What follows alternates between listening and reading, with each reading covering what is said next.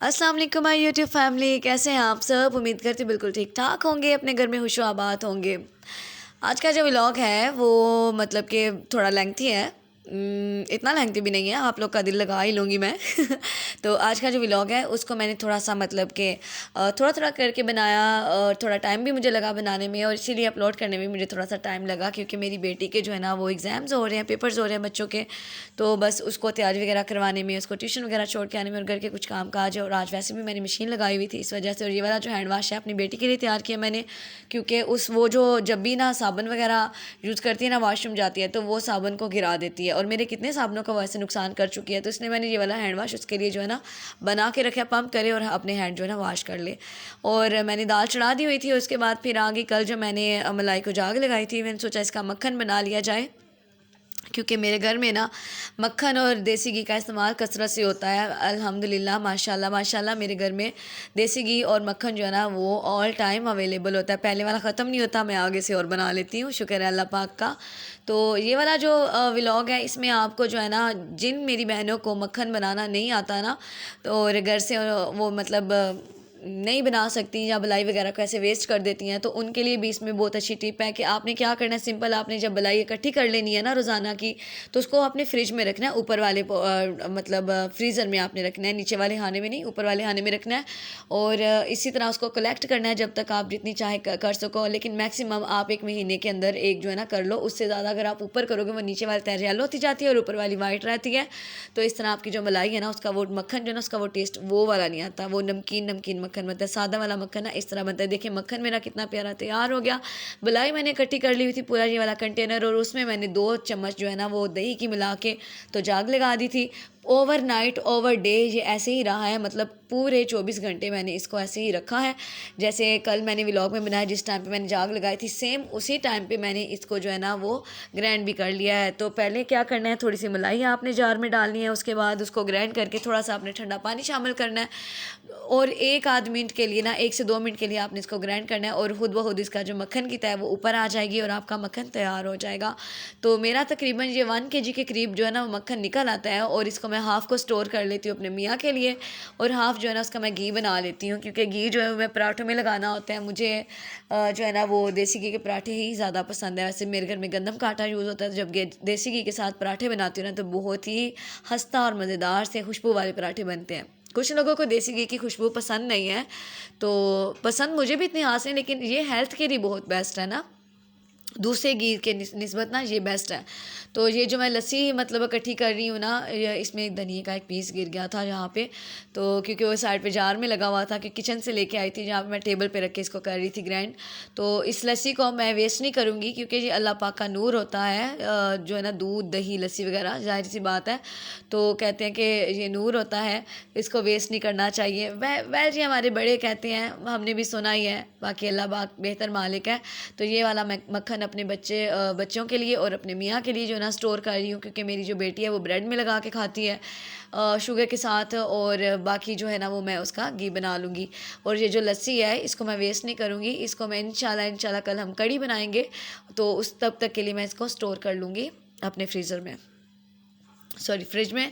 तो उसके बाद फिर मैं किचन में आ गई। वेट मेरा जो है ना वो दाल को लग चुका था, और ये मेरे प्रेशर का ढक्कन इसलिए थोड़ा टेढ़ा था क्योंकि मैंने इसको चम्मच मार मार के ना टेढ़ा कर दिया हुआ है अपने प्रेशर को। तो अब मैंने इसकी जो है ना थोड़ी सी मरम्मत करवानी है, इसको सही करवाऊँगी। तो दाल जहाँ पे लगभग तैयार हो गई थी, और अब मैं यहाँ पे जो है ना इसको तड़का वगैरह लगाने की तैयारी जो है ना दोबारा से शुरू करूँगी। और ये है कि आज जो लोग मेरे चैनल पे न्यू हैं काइंडली मेरे चैनल को सब्सक्राइब कर लें।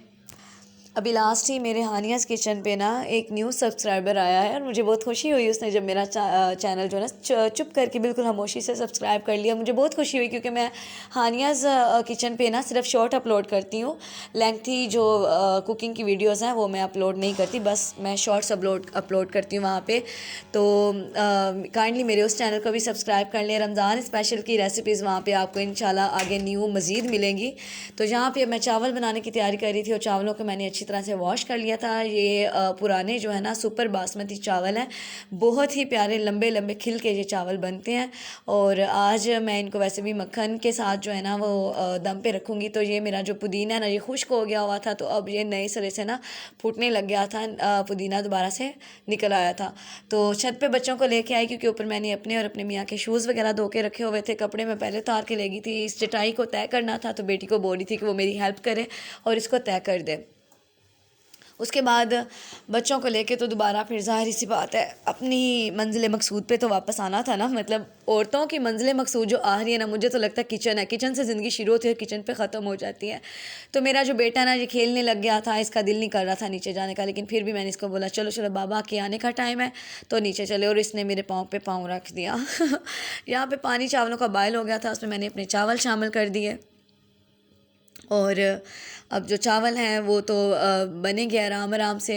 और मैंने दाल को एक दफ़ा फिर से वेट लगवाया था, क्योंकि जो दाल है ना वो थोड़ी सी उसमें कसर थी। कसर इसलिए थी क्योंकि मेरे प्रेशर का, मैंने आपको पहले बताया है, मसला हो गया। शादी पे जाने से पहले का मसला था, लेकिन मुझे टाइम नहीं लगा कि मैं इसको जो है ना ठीक करवाऊँ।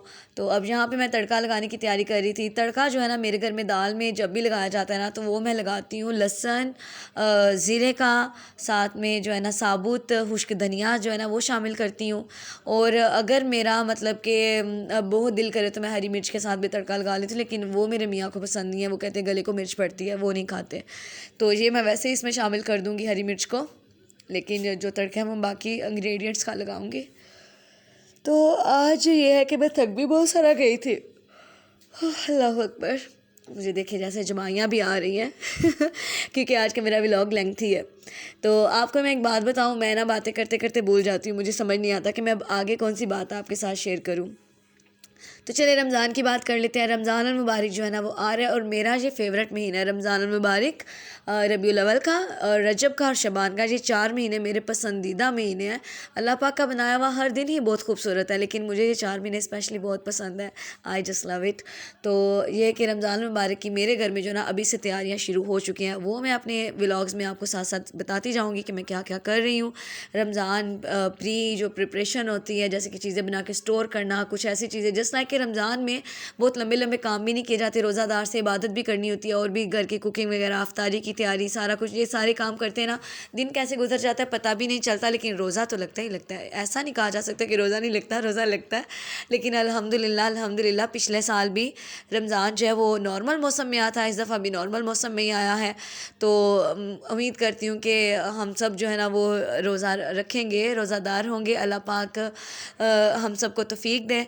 तो अब यहाँ पे मैंने जो है ना दम लगा दिया था चावलों को, और चावलों को बड़े वाले चूल्हे पे शिफ्ट करने के बाद मैंने जहाँ पे मक्खन का घी बनाने की तैयारी शुरू की थी। मेरे मियाँ साहब आ चुके थे, फिर उनके साथ छत पे आए, और वो अपनी जो है ना पतंग उड़ाने में मसरूफ़ थे। वो जब टाइम से आ जाते हैं तो ये उनकी फ़ेवरेट हॉबी है, तो वो फिर ना पतंग उड़ाने लग जाते हैं। तो वो पतंग उड़ा रहे थे और मैं फिर नीचे आ गई। मैंने कहा कि फटाफट से दूध को बॉयल कर लें। घी जो है वो तैयार हो चुका था, तो उसको मैंने कंटेनर में निकाल दिया था। अगले व्लॉग में दिखा दूँगी कि कितना सा घी बन के तैयार हुआ था। हाफ़ KG मक्खन के साथ, तकरीबन हाफ़ KG से ज़्यादा ही था। तो यहाँ पे जो है ना मेरा सारे काम अब निपट चुके थे, और मैं अब खाना खाने लगी थी। मिलते हैं नेक्स्ट व्लॉग में, अपना रखिएगा ख्याल। आज का व्लॉग आपको कैसा लगा मुझे कमेंट में बताना बिल्कुल ना भूलिएगा, और इंशाल्लाह फिर नेक्स्ट व्लॉग में मुलाकात होगी। तब तक के लिए अल्लाह हाफिज़।